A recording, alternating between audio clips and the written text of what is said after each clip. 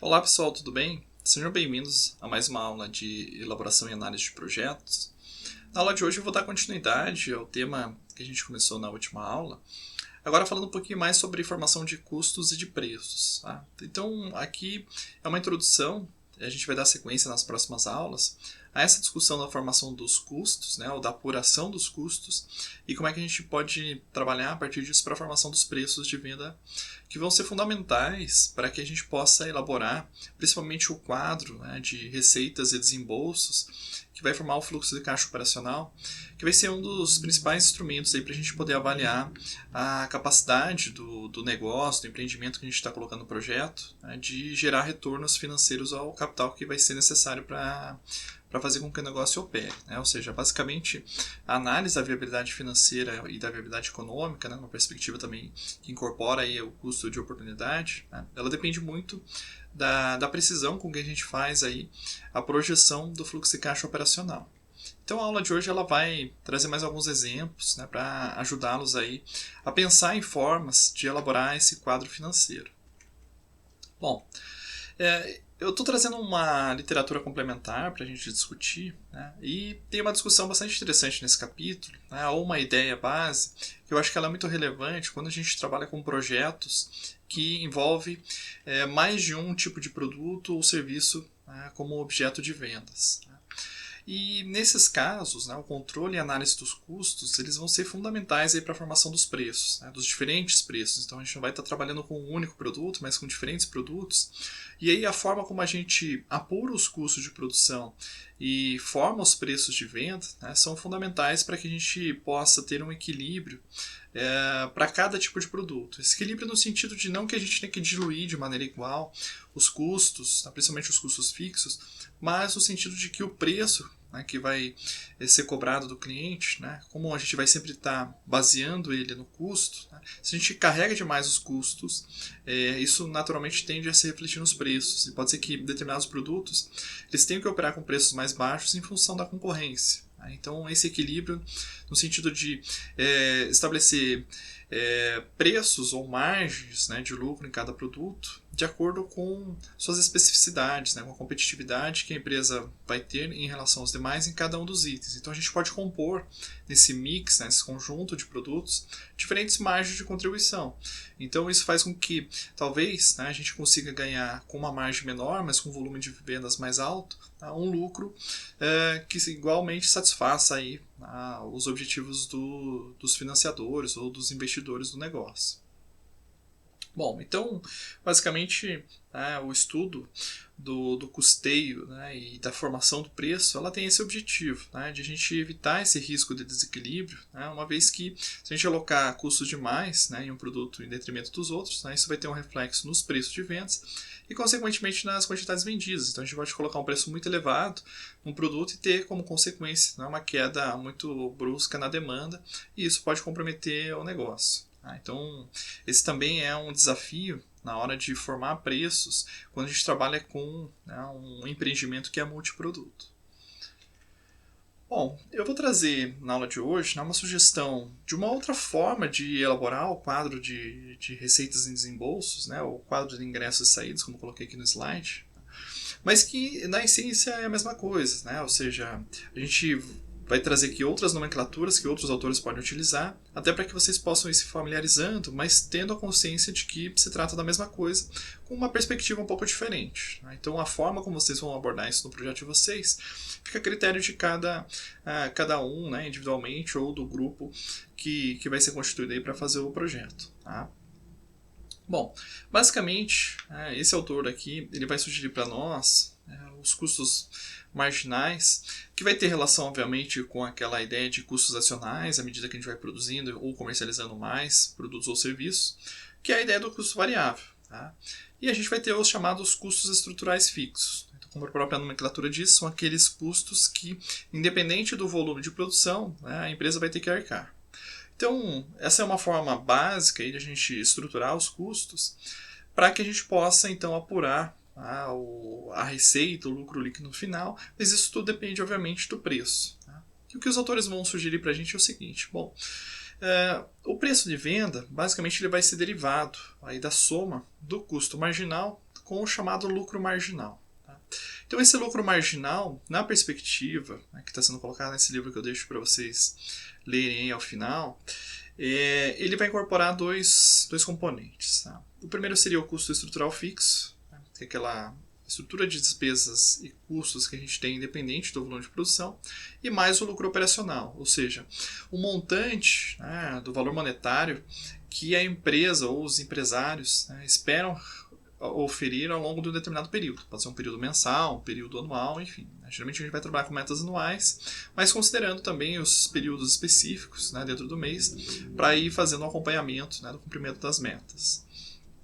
Então é nessa perspectiva que a gente vai trazer os exemplos da aula de hoje, né, pensando nessa outra forma de analisar, né, porque em essência ela não difere do que a gente está discutindo ao longo do curso até agora, mas é uma perspectiva bastante interessante para nos auxiliar aí na formulação dos quadros, né, de ingressos e saídas para o fluxo de caixa operacional, que é uma coisa importante para a gente já ir pensando para o projeto, né, de viabilidade da disciplina. Bom, aqui tem um exemplo, né, que mostra como é que está constituído esse fluxo de caixa. Né? Então aqui a gente tem um total, né, de faturamento na ordem de 10 milhões de reais. Né? Então aqui a gente tem uma análise vertical do ponto de vista da contabilidade. Eu imagino que vocês já devem ter visto isso em alguma disciplina. Né? Então aqui a análise vertical, na verdade, a gente vai vendo justamente, né, na forma de apresentação verticalmente a composição percentual desse total. Então aqui a gente tem o seguinte, bom, o faturamento total das vendas, né, que é o preço vezes a quantidade dos produtos vendidos, né, ele tem como custo marginal, né, um total de 6 milhões, então que corresponde a 60% do valor, né, do faturamento, que vai constituir, obviamente, né, as matérias-primas, mão de obra direta, enfim, tudo aquilo que a gente já discutiu em aulas anteriores que vai compor os custos marginais, aquilo que está diretamente associado ao produto, se for um produto industrial, né, uma mercadoria, ou ao serviço prestado. E mais adiante a gente vai ver também quais são os seus principais componentes, os custos marginais, dependendo do ramo de atividade que a gente está. Né? Nesse livro, basicamente, ele trata de três, que é o produto industrial, a mercadoria de revenda, no caso de um comércio ou um serviço prestado, mas também a gente pode considerar um empreendimento agropecuário. Né? Então, isso também não fica excluído e a lógica, né, de formação dos custos é a mesma. Bom, e aí a gente tem o lucro marginal, né, que aqui está composto por 4 milhões, ou seja, 40%, né, que é aquilo que sobra depois que a gente deduziu o valor das vendas. Mas esse lucro marginal, né, que ele está chamando de lucro marginal, ele tem um componente, né, que é a contribuição necessária para a gente arcar com os custos estruturais fixos. Né? Então, aqui a gente está vendo que desse lucro marginal, que dá 40% sobre o total das vendas, 30% desse faturamento das vendas, né, servem para justamente cobrir esse custo estrutural fixo. E aí, o lucro operacional ele é dado por o valor de 1 milhão aqui, que seria 10%. Tá? Então, o que o autor vai sugerir, né, e mais para frente a gente vai ver outros exemplos nessa aula, que a gente deve, né, partir de baixo para cima nessa estrutura para a gente ir fazendo a projeção. Né? Então, basicamente, a gente estabeleceria um valor, né, de lucro operacional desejado para um período anual ou ao longo, né, de vários anos, a depender aí de como que a gente está fazendo a nossa projeção. E a partir disso a gente ia estimando, bom, quais são os nossos custos, né, estruturais fixos. Isso daria o nosso lucro marginal, né, necessário dentro de um período de um mês, ou de um ano, ou de vários anos. Né? É legal a gente ter essa projeção. Sempre períodos anuais e, principalmente nas fases iniciais, separar isso mês a mês para a gente ter um controle mais preciso. Né? E depois a gente tem, a depender, né, da nossa projeção ou da meta de vendas, né, ou da capacidade instalada, enfim, vai depender dos critérios que a gente vai estabelecer para fazer a projeção das vendas. Né, a gente vai também estimar os custos, né, variáveis associados a esse volume. E, consequentemente, né, a gente vai chegar aí no valor de vendas. Tá? Então, vocês vejam que aqui, basicamente, o faturamento ele é o somatório, tá? Do lucro que eu espero, né, dos meus custos estruturais fixos e do meu custo marginal. Tá? Então, aqui seria uma lógica de formação de preço partindo do meu lucro esperado, né, e aí eu vou compondo meus custos estruturais fixos, né, que eu tenho que estimar, obviamente, né, estimar os meus custos marginais, ou variáveis, e aí então fazer a projeção do meu faturamento. Né? Então, uma forma de pensar de baixo para cima, em que eu parto, obviamente, do lucro que eu quero obter naquele ano, né? Que pode ser um percentual, por exemplo, do capital investido. Eu quero ter um retorno lá de 20% ao ano, por exemplo. Né? Então, se eu investir, sei lá, R$1 milhão, né? Então eu espero ter um retorno no primeiro ano de 200 mil, né? E assim sucessivamente nos anos seguintes. Então, esse pode ser o lucro operacional esperado, e a partir disso eu vou compondo as demais estruturas de custo para eu chegar então no preço de venda. Tá? É claro que aqui está no agregado, né, no sentido de que eu estou trabalhando não do ponto de vista unitário, mas do ponto de vista total, né, preços vezes quantidades.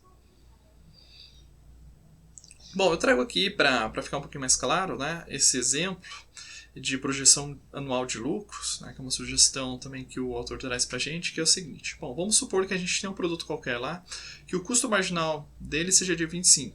Né? Então, sei lá, mão de obra direta, matérias-primas, tudo relacionado aí ao produto.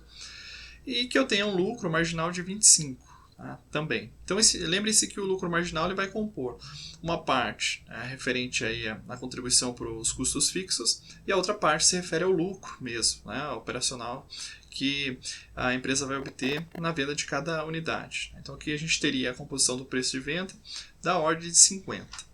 E aí vamos supor que a gente tem um plano de vendas, né, no primeiro ano, cujo objetivo seja vender 24 mil unidades desse produto. E que a gente tenha um custo estrutural fixo no valor de R$300 mil por ano. Então aqui, se a gente voltasse, né, para aquele esqueminha apresentado anteriormente, a gente teria o seguinte. Bom, aqui ele está mostrando qual seria o comportamento, né, a depender do volume de vendas que a gente possa obter, né, ao longo do ano. O preço unitário, que a gente estabeleceu ali em cima como sendo R$50 por produto. E aí as receitas de vendas, que obviamente, né, ele deriva aí da multiplicação do preço por quantidades. Então aqui a gente teria 0, né, 50, 100 e assim sucessivamente. Da mesma forma, os custos marginais estão colocados entre parênteses porque são dedutores, né, ou seja, a gente tem que deduzir para chegar no lucro operacional, que também vai ser dado pela multiplicação desses custos unitários pelas quantidades que foram produzidas, tá, e vendidas naturalmente em cada período do tempo aqui. Tá. E o lucro marginal, né, também é dado, né, em função do volume de vendas, que basicamente ele é a diferença da receita e o custo marginal. Tá.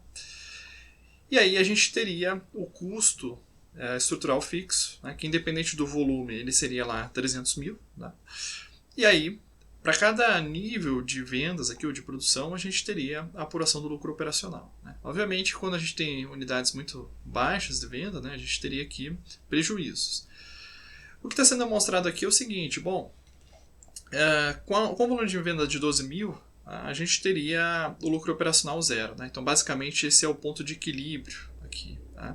Então, esse ponto de equilíbrio que está sendo mostrado aqui, ele está sendo mostrado do ponto de vista financeiro, né? Ou seja, eu teria que ter um faturamento de R$600 mil durante aquele ano para que eu pudesse alcançar o ponto de equilíbrio. Com o faturamento de R$600 mil, a empresa ela cobre todos os seus custos, mas ela não tem lucro, né? Ou seja, seus proprietários, acionistas, investidores não receberiam nada. Né? Isso quer dizer o seguinte, bom, a partir da próxima unidade, né, 12.001, que a empresa passaria a gerar lucros. Né? Esses lucros seriam aí da ordem de, basicamente, a gente teria que deduzir aqui, né, dos basicamente 25, né, que cada unidade gera, né?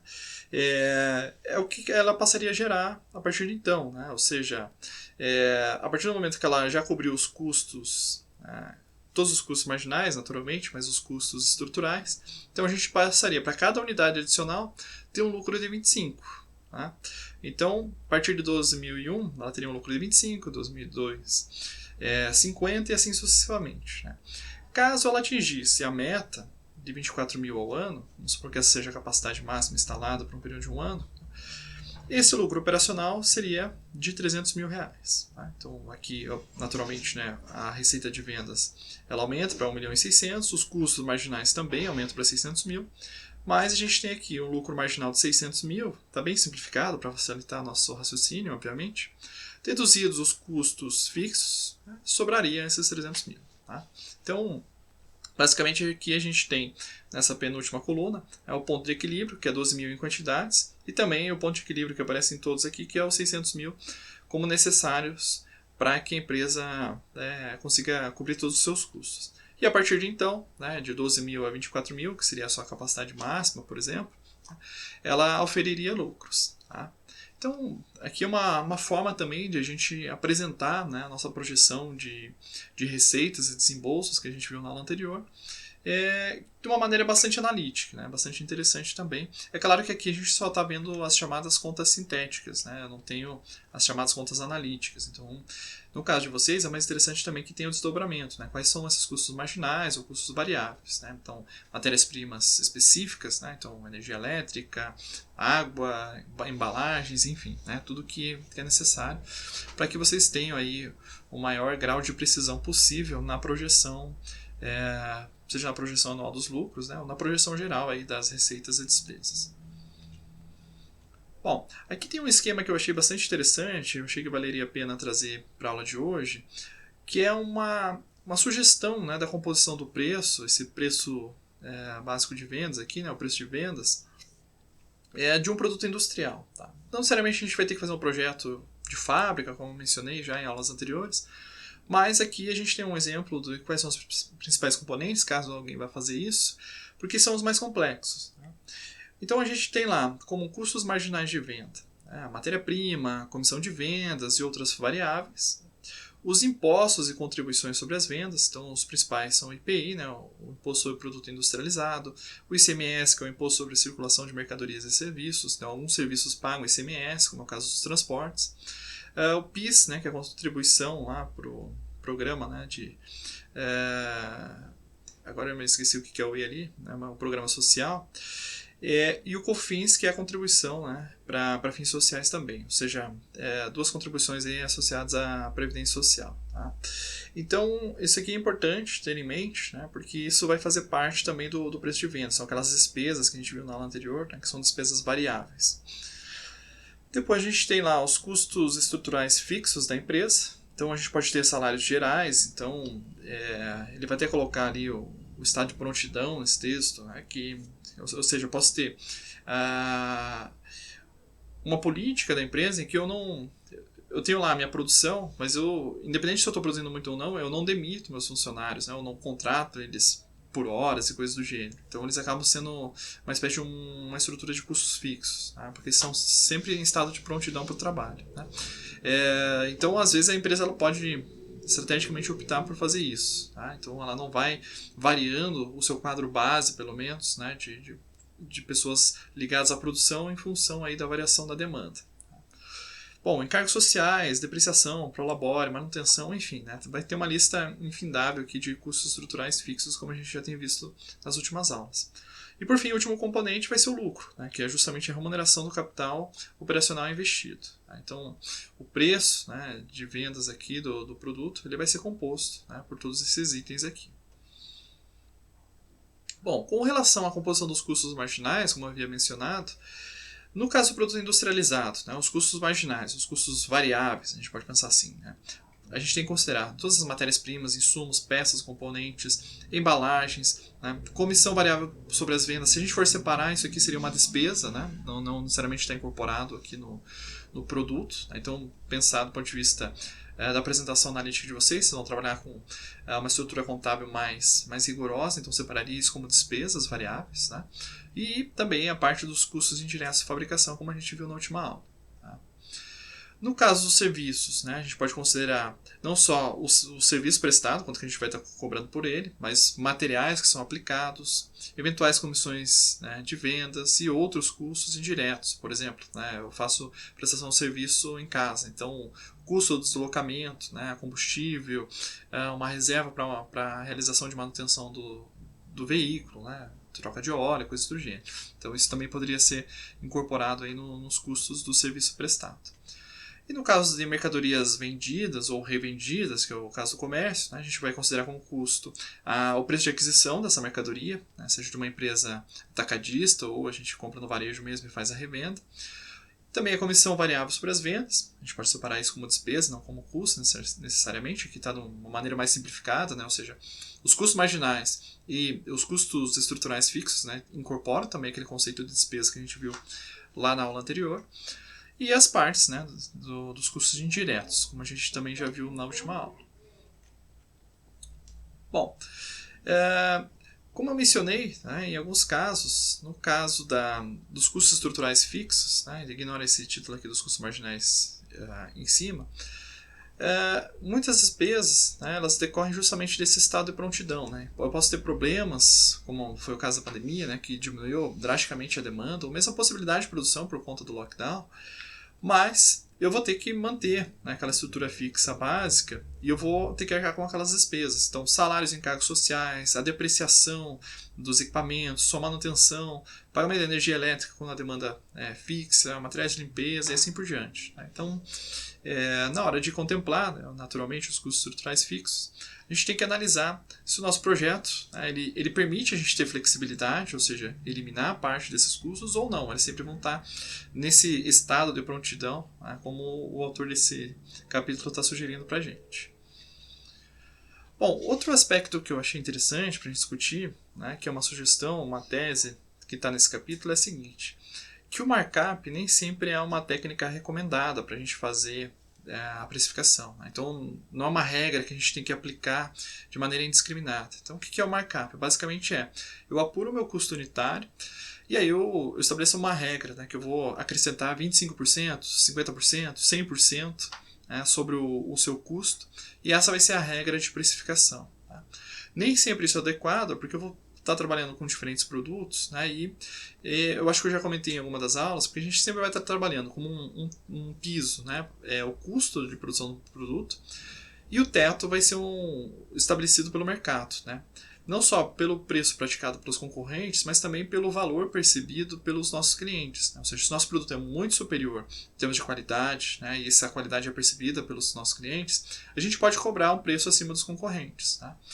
Mas também, né, como os mercados, né, raramente são monopolistas e sempre há a possibilidade de ter algum tipo de substituição, e mesmo nos mercados monopolistas, como vocês devem lembrar na microeconomia, isso não significa que a gente pode estabelecer preços de maneira indiscriminada. Então sempre haverá também uma restrição do ponto de vista da capacidade de pagamento dos nossos clientes e assim por diante. Então a gente nunca vai ter um poder de estabelecer preços de maneira indiscriminada. Né? Então, usar cegamente a regra de markup, né, não necessariamente é a melhor forma de fazer a precificação de um determinado produto. E o autor vai dizer o seguinte: bom, a margem de lucro, né, aquele percentual do preço de venda que vai formar o lucro do nosso negócio, ele é a consequência da formação de preço. Né? Então, não importa se eu vou ter uma margem de lucro de 10%, 20%, o que importa, em última instância, é quanto que eu vou vender e quanto de lucro eu vou ter a partir desse volume de vendas. Tá? Então, eu posso ter um volume de vendas bastante alto e uma margem menor, de 10%, por exemplo, mas isso é suficiente para que eu possa ter o lucro que eu estabeleci como meta para aquele período. Tá?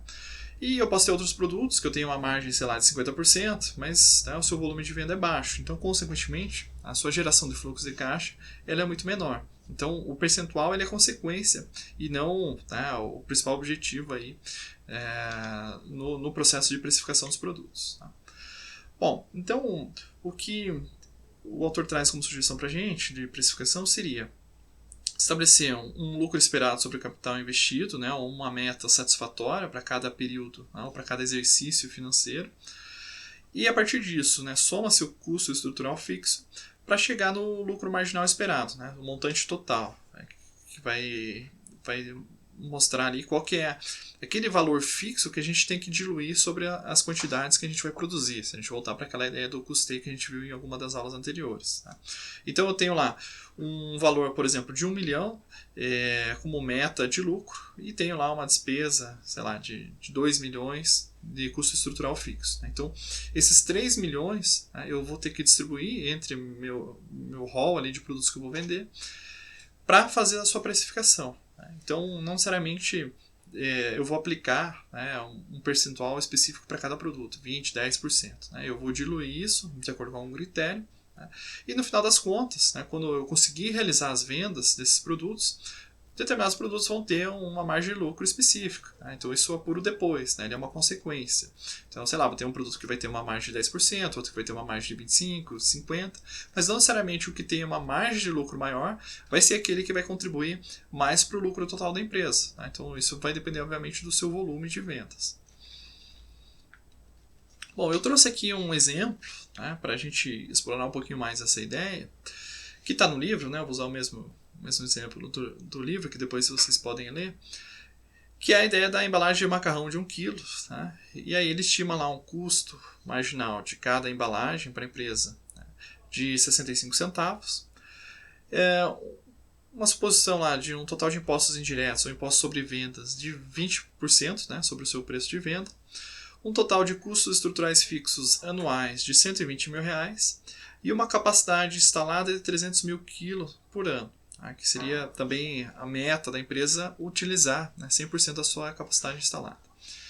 Bom, mas a meta principal é obter um retorno aqui de 30% sobre o valor do capital investido, que aqui se supõe que seja de R$100 mil. Tá? Então, a partir desses dados, a gente parte para algumas apurações, vamos dizer assim, né? E a primeira delas que aparece para a gente é o cálculo do preço de venda à vista. Depois vocês vão ver também, existe um método ali para cálculo do preço a prazo, né, no livro. Eu não trouxe para a aula para não ficar muito extenso, mas é interessante que vocês leiam lá também. Bom, então aqui a gente tem lá, né, 65, na verdade tem mais uma casa decimal aqui, mas vamos arredondar para 65 centavos, né, o custo marginal por unidade, que seria em quilogramas. Né. O imposto de venda seria da ordem de 20% sobre o valor da venda. E aí a gente tem a composição do lucro marginal. Tá? Bom, lembrando que o lucro marginal ele é composto pelo custo estrutural fixo por unidade, que aqui está sendo apresentado como 40 centavos. Tá? Da onde que veio esses 40 centavos? Basicamente, né, ele está fazendo a divisão dos R$120 mil, que é o custo estrutural fixo que a gente viu no slide anterior, pela quantidade máxima que ele pode vender no ano, que é de 300 mil.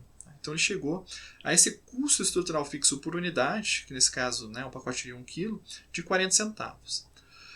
E além disso, a gente tem o lucro desejado. Né? Então a gente falou que o lucro desejado era de 30% sobre o capital investido, que era de 100 mil. Né? Portanto, aqui são os R$30 mil, né, divididos pelas 300 mil unidades. Então, por isso que a gente chega aqui num lucro desejado por unidade vendida de 10 centavos. De tal maneira que o total do nosso lucro marginal, né, nessa linguagem desse livro, seria de 50 centavos. E aí a gente tem, né, um método de cálculo para a formação do preço, em que a gente vai embutir, vamos dizer assim, né, no preço de venda, não só o lucro marginal, como também o imposto sobre as vendas. Tá? Para que a gente possa, no final das contas, né, por esse método, no final das contas, a gente ficar, né, com o valor ali necessário para cobrir os custos, que é os 65 centavos, e mais os 50 centavos, que, sendo que 40 vai para cobrir o custo estrutural fixo e 10 para cobrir o lucro desejado pela empresa. Né? Então vocês vejam que na parte de cima a gente teria aqui R$1,15. Né? Só que ele não pode vender R$1,15 porque ele tem que recolher os impostos indiretos. Né? Então a gente pega esse 1,15 que fica aqui em cima, né, e divide por 1 menos 20.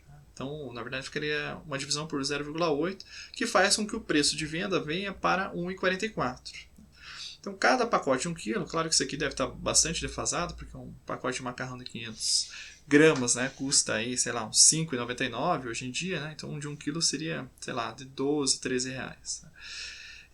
Enfim, então aqui provavelmente está um pouco defasado esses valores. Tá? Mas não importa.